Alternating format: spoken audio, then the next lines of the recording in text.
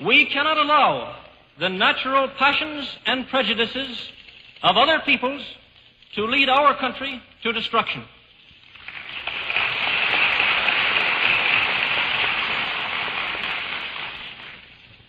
The Roosevelt administration is the third powerful group which has been carrying this country toward war.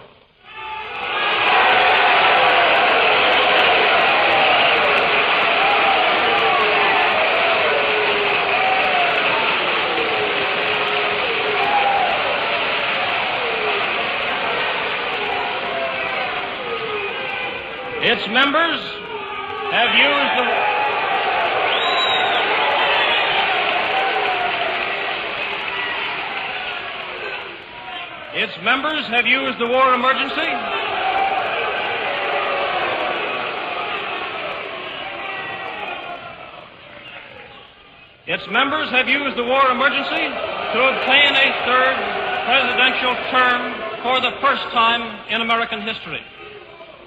They have used the war to add unlimited billions to a debt which was already the highest we have ever known. And they have used the war to justify the restriction of congressional power and the assumption of dictatorial procedures on the part of the President and his appointees.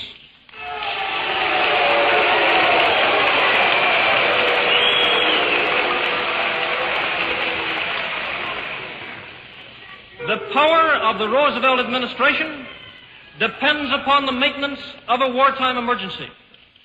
The prestige of the Roosevelt administration depends upon the success of Great Britain, to whom the President attached his political future at a time when most people thought that England and France could easily win the war.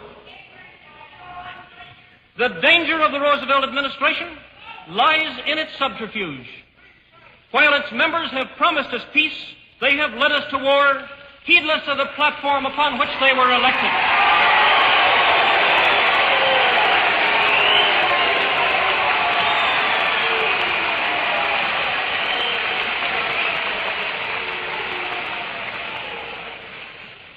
In selecting these three groups as the major agitators for war, I have included only those whose support is essential to the war party. If any of these groups, the British, the Jewish, or the administration, stops agitating for war, I believe there will be little danger of our involvement.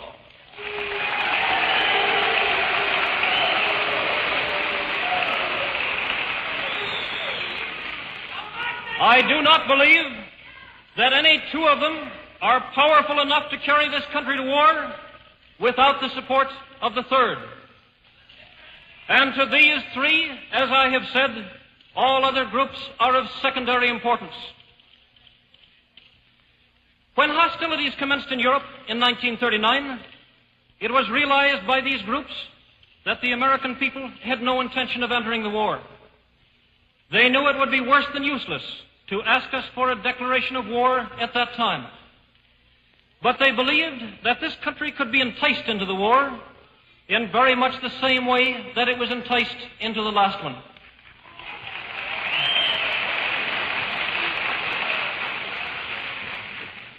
They planned, first, to prepare the United States for foreign war under the guise of American defense. Second, to involve us in the war step by step without our realization. Third, to create a series of incidents which would force us into the actual conflict. These plans were, of course, to be covered and assisted by the full power of their propaganda. Our theaters soon became filled with plays portraying the glory of war. Newsreels lost all semblance of objectivity. Newspapers and magazines began to lose advertising if they carried anti-war articles. A smear campaign was instituted against individuals who opposed intervention. The terms fifth columnist, traitor, Nazi, anti-Semitic were thrown ceaselessly at anyone who dared to suggest that it was not to the best interests of the United States to enter war.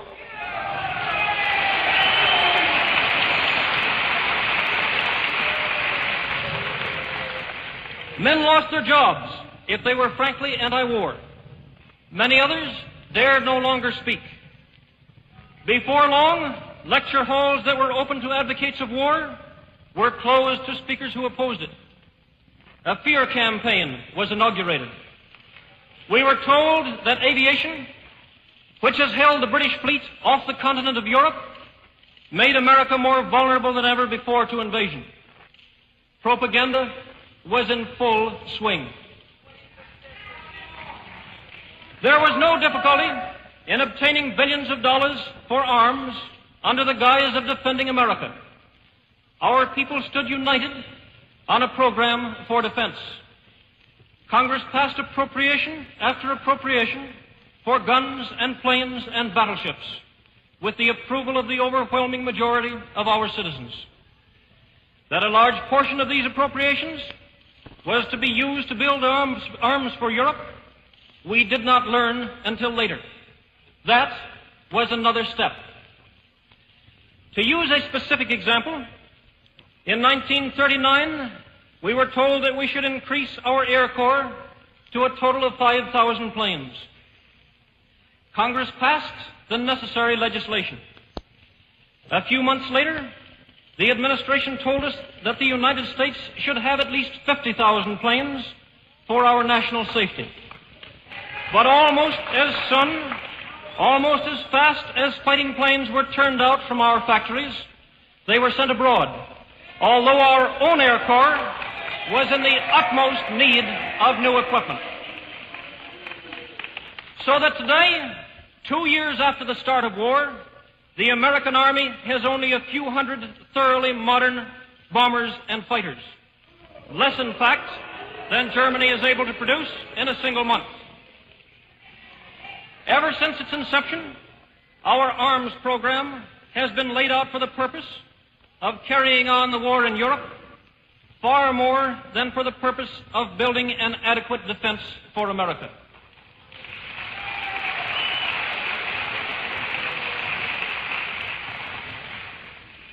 Only one thing holds this country from war today.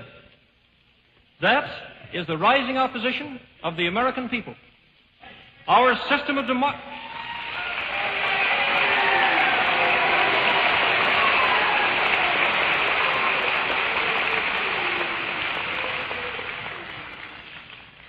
Our system of democracy and representative government is on test today as it has never been before. We are on the verge of a war in which the only victor would be chaos and prostration. We are on the verge of war for which we are still unprepared and for which no one has offered a feasible plan of victory. A war which cannot be won without sending our soldiers across an ocean to fight and to force a landing on a hostile coast against armies stronger than our own.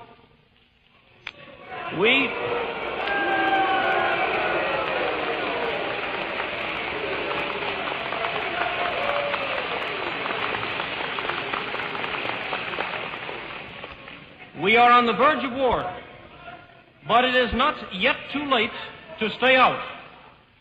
It is not yet too late to show that no amount of money or propaganda or patronage can force a free and independent people into war against its will.